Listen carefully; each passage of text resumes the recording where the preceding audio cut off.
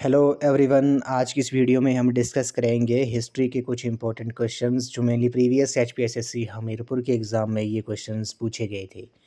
तो फ्रेंड्स, इन क्वेश्चंस के मैं आपको जितने भी आंसर बताऊंगा वो फाइनल आंसर की के अकॉर्डिंग ही बताऊंगा जो हमीरपुर बोर्ड ने जारी की थी। तो फ्रेंड्स, ये क्वेश्चंस आपको आगामी HPSSC JBT commission SI conductor JOIT post code 965 और वेरियस एग्ज़ाम जो हमीरपुर बोर्ड द्वारा कंडक्ट किए जा रहे हैं और आगे भी किए जाएंगे, उन सभी एग्ज़ाम में ये क्वेश्चंस आपको काफ़ी हेल्पफुल साबित होंगे। तो फ्रेंड्स, वीडियो पे आपने अंत तक बने रहना है। अगर आप चैनल पे पहली बार विजिट कर रहे हो तो चैनल को सब्सक्राइब कर दें। तो फ्रेंड्स, अगर आपको वीडियो अच्छी लगे तो वीडियो को लाइक शेयर एंड कमेंट जरूर कर दें और आपने इन क्वेश्चंस के शॉर्ट फॉर्म में नोट्स जरूर बना लेने हैं क्योंकि ये आपको रिवीजन के टाइम काफ़ी हेल्पफुल साबित होंगे।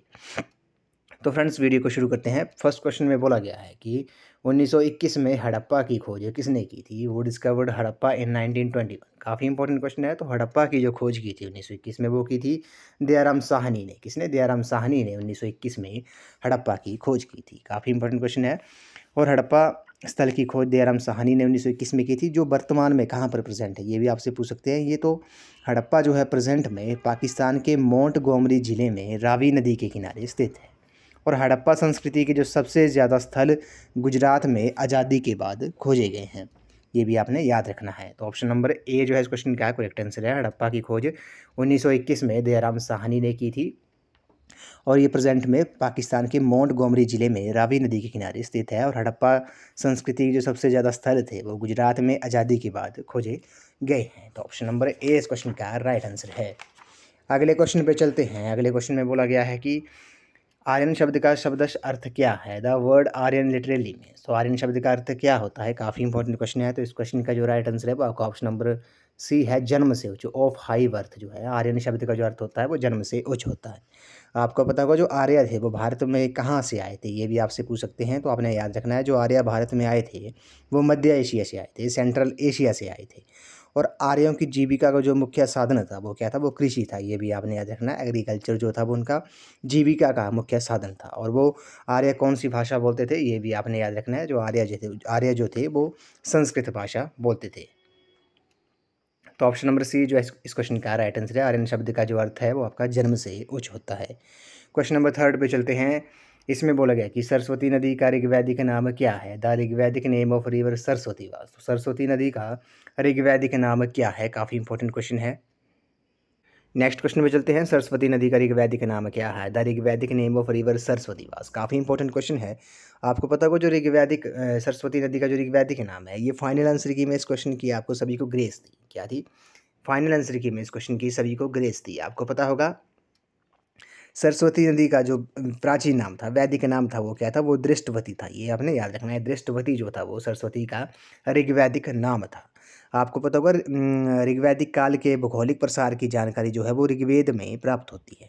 ऋग्वेद में 7 नदियों सिंधु, सरस्वती, सतलुज, ब्यास, रावी, झेलम, चिनाब के आधार पर इनके निवास क्षेत्र को सप्त सैंधव कहा गया है। ये भी आपने याद रखना है।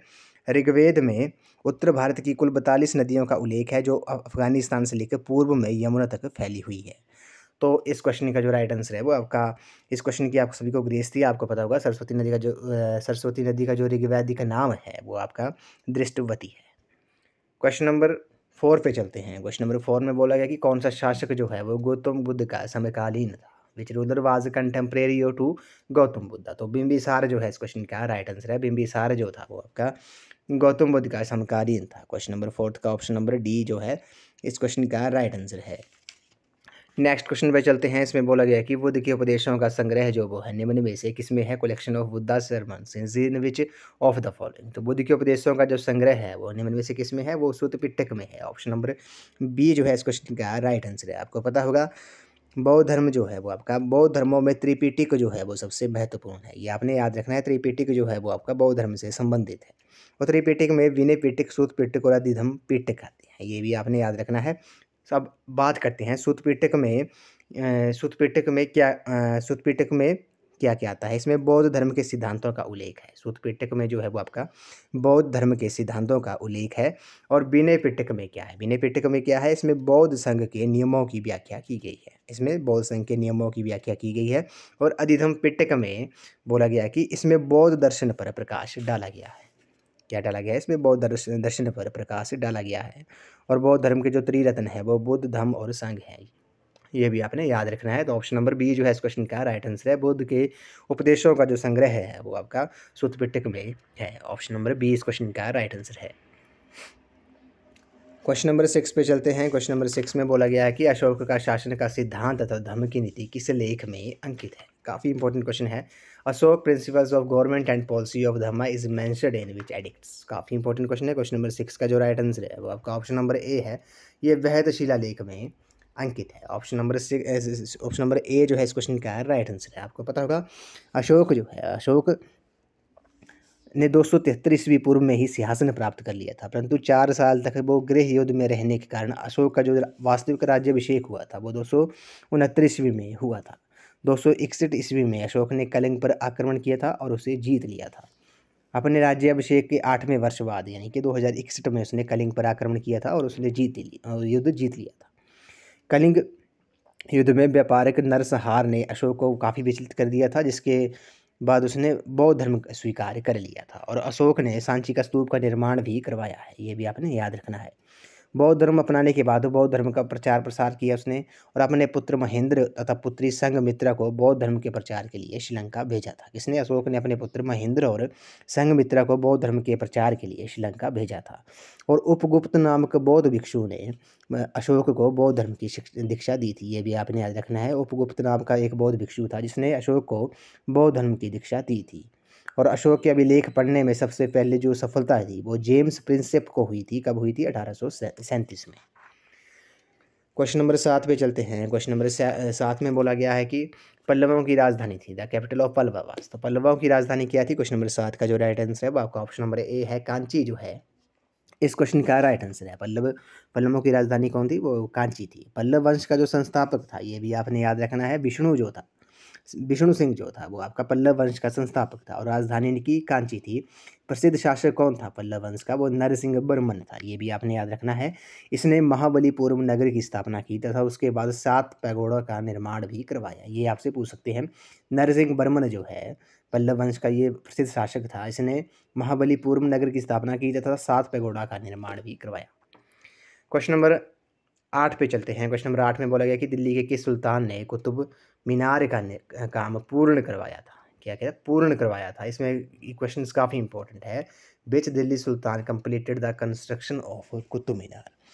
तो आपको पता होगा इस क्वेश्चन का जो राइट आंसर है वो आपका ऑप्शन नंबर बी है। इल्तुमिश जो है इस क्वेश्चन का राइट आंसर है। इल्तुमिश ने कुतुब मीनार का जो काम था वो पूरा करवाया था। अब क्वेश्चन यहाँ से क्या डिराइव होता है? अब जो कुतुबुद्दीन ऐबक था, कुतुबुद्दीन ऐबक जो था इसने कुतुबुद्दीन ऐबक ने कुतुब मीनार का निर्माण कार्य जो था वो प्रारंभ किया था। किसने? कुतुबुद्दीन ऐबक ने कुतुब मीनार का जो कार्य था वो शुरू किया था, प्रारंभ किया था। और उसे पूरा किसने किया था? यहाँ पे 2 क्वेश्चन डिराइव होते हैं, आपने याद रखना है। जो इल्तुमिश जो था उसने कुतुब मीनार को बनवाकर पूरा किया था। तो ऑप्शन नंबर बी इस क्वेश्चन का राइट आंसर है। और इल्तुमिश ने इक्ता व्यवस्था भी शुरू की थी। आपने याद रखना है कुतुब मीनार का जो कार्य शुरू किया था वो कुतुबुद्दीन ऐबक ने किया था और इल्तुमिश ने इसे पूरा किया था। क्वेश्चन नंबर 9 पे चलते हैं। निकोलो कॉन्टी एक प्रवासी किस देश का था? Niccolo Conti a traveller belong to which country? तो क्वेश्चन नंबर 9 का जो राइट आंसर है वो आपका ऑप्शन नंबर ए है। इटली जो है इस क्वेश्चन का राइट आंसर है। निकोलो कॉन्टी जो था वो एक प्रवासी था, किस देश का? वो इटली का था। क्वेश्चन नंबर 10 पे चलते हैं। क्वेश्चन नंबर 10 में बोला गया है कि तुजुक ए बाबरी जो है वो किसने लिखी थी? काफ़ी इंपॉर्टेंट क्वेश्चन है। तुजुक ए बाबरी जो थी वो किसने लिखी थी? वो बाबर ने लिखी थी। ऑप्शन नंबर सी इस क्वेश्चन का राइट आंसर है। तुजुक आई बाबरी जो है वो बाबर ने लिखी थी। आपको पता होगा बाबर ने 1526 में पानीपत की प्रथम लड़ाई में बाबर ने इब्राहिम लोदी को हराकर भारत में मुगल वंश की स्थापना की थी। बाबर ने तुर्की भाषा में अपनी आत्मकथा, ये तुर्की भाषा में है, तुजुक ए बाबरी जो है वो आपकी बाबर की आत्मकथा जो है वो आपकी उसने तुर्की भाषा में लिखी थी। तुजुक ए बाबरी इसे बाबरनामा के नाम से भी जानते हैं। ये भी आपने याद रखना है। तुजुक ए बाबरी को बाबरनामा के नाम से भी जानते हैं और बाबर ने इसे तुर्की भाषा में लिखा था। ऑप्शन नंबर सी इस क्वेश्चन का राइट आंसर है। क्वेश्चन नंबर 11 पे चलते हैं। इसमें बोला गया कि सेरिंगापट्टनम में आज़ादी का वृक्ष ट्री ऑफ लिबर्टी जो है वो आपका किसने लगाया था? वो who planted the tree of liberty in Seringapatam? तो क्वेश्चन नंबर 11 का जो राइट आंसर है वो आपका ऑप्शन नंबर सी है, टीपू सुल्तान जो है इस क्वेश्चन का राइट आंसर है। क्वेश्चन नंबर 12 पे चलते हैं। क्वेश्चन नंबर 12 में बोला गया है कि भारत के प्रथम गवर्नर जनरल कौन थे? The first governor general of India was. काफ़ी इंपॉर्टेंट क्वेश्चन है। तो भारत के जो प्रथम गवर्नर जनरल थे वो आपके ऑप्शन नंबर डी जो है लॉर्ड विलियम बेंटिक जो है इस क्वेश्चन का राइट आंसर है। क्वेश्चन नंबर 13 पे चलते हैं। क्वेश्चन नंबर 13 में बोला गया है कि विवेकानंद का मूल नाम क्या था? The original name of Vivekananda was. तो विवेकानंद का जो ओरिजिनल नाम था वो क्या था? काफ़ी इंपॉर्टेंट क्वेश्चन है। इस क्वेश्चन का जो करेक्ट आंसर है वो आपका ऑप्शन नंबर सी है, नरेंद्र नाथ दत्त जो है इस क्वेश्चन का राइट आंसर है। नरेंद्र नाथ दत्त जो है वो आपका विवेकानंद का मूल नाम था। आपको पता होगा नरेंद्र नाथ दत्त जो था वो आपका विवेकानंद जी का मूल नाम था। आपको पता होगा उन्होंने रामकृष्ण मिशन की स्थापना भी की थी। 1897 में स्वामी विवेकानंद जी ने रामकृष्ण मिशन की स्थापना की थी और 1893 में स्वामी विवेकानंद ने शिकागो में हुई धर्म संसद में भाग लेकर पाश्चात्य जगत को भारतीय संस्कृति व दर्शन से अवगत कराया था। ये आपने याद रखना है, ये भी काफ़ी इंपॉर्टेंट क्वेश्चन है। 1893 में स्वामी विवेकानंद ने शिकागो में हुई जो धर्म संसद थी उसमें भाग लेकर पाश्चात्य जगत को भारतीय संस्कृति व दर्शन से अवगत कराया था। ऑप्शन नंबर सी इस क्वेश्चन का राइट आंसर है। क्वेश्चन नंबर 14 पे चलते हैं। क्वेश्चन नंबर 14 में बोला गया है कि भारतीय राष्ट्रीय कांग्रेस के प्रथम मुस्लिम अध्यक्ष कौन थे? Who was the first Muslim president of Indian national Congress. तो भारतीय राष्ट्रीय कांग्रेस के जो प्रथम मुस्लिम अध्यक्ष थे वो कौन थे? वो आपके बदरुद्दीन तैयब जी थे। ऑप्शन नंबर डी जो है इस क्वेश्चन का राइट आंसर है। बदरुद्दीन तैयब जी जो थे वो पहले मुस्लिम थे भारतीय राष्ट्रीय कांग्रेस के जो अध्यक्ष थे। इस वीडियो का लास्ट क्वेश्चन है। क्वेश्चन नंबर 15 में बोला गया है कि गांधी इरविन समझौता कब हुआ था? Gandhi Irwin pact took place in which year. ये काफ़ी इंपॉर्टेंट क्वेश्चन है। तो इस क्वेश्चन का जो राइट आंसर है वो आपका ऑप्शन नंबर बी है, 1931 में। कब? 1931 में गांधी इरविन समझौता हुआ था। अब आपको पता होगा महात्मा गांधी और वायसराय इरविन के मध्य 5 मार्च हुआ कब था? एग्जैक्ट डेट जो है वो आपकी 5 मार्च है। 5 मार्च 1931 को एक समझौता हुआ। 5 मार्च 1931 को एक समझौता हुआ जिसमें गांधी इरविन समझौते के नाम से जाना जाता है। इस समझौते के फलस्वरूप कांग्रेस ने अपनी तरफ से सविनय अवज्ञा आंदोलन समाप्त करने की घोषणा की थी। ये आपने याद रखना है। कांग्रेस ने अपनी तरफ से सविनय अवज्ञा आंदोलन समाप्त करने की घोषणा की थी और गांधी जी ने द्वितीय गोलमेज सम्मेलन में भाग लेने को तैयार हुए थे। जब गांधी इरविन समझौते के बाद गांधी जी द्वितीय जो गोलमेज सम्मेलन था उसमें भाग लेने के लिए तैयार हुए थे। 5 मार्च 1931 को गांधी इरविन समझौता हुआ था। तो फ्रेंड्स आज की वीडियो में बस इतना ही। आज हमने हिस्ट्री के कुछ इंपॉर्टेंट क्वेश्चन डिस्कस किए जो प्रीवियस HPSSC हमीरपुर के एग्जाम में ये क्वेश्चंस पूछे गए थे। तो फ्रेंड्स इन क्वेश्चंस के अपने शॉर्ट फॉर्म में नोट्स जरूर बना लेने हैं क्योंकि आपको रिवीजन के टाइम काफ़ी हेल्पफुल साबित होंगे। और इन क्वेश्चंस के मैंने आपको जितने भी आंसर बताए वो फाइनल आंसर की के अकॉर्डिंग ही बताएं।